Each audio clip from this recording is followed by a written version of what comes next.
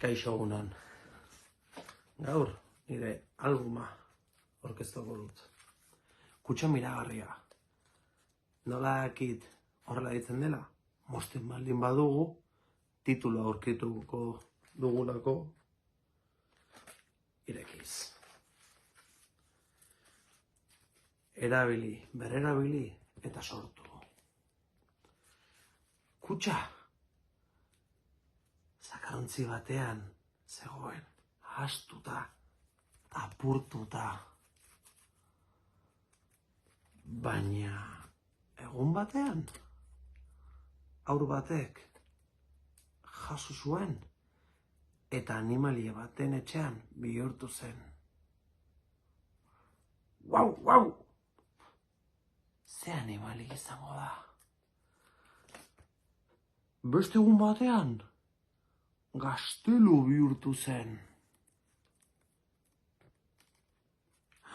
Hemen zer, ez dago testurik, opari bat da. Ireki beharko dugu jakiteko zer jartzen duen. Baina hori zure lana da. Zuengo duzu. Jarraituko dugu, ez da? Ondoren, gurpilak jarri zizkioten. Zer izango da? Brum, brum, brum. Ez dakit. Eta azkenik, liburuak sartu zizkioten.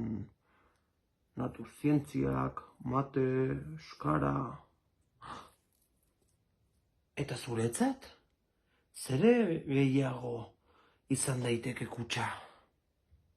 Zer egingo zenuke 6 orrialde hauekin?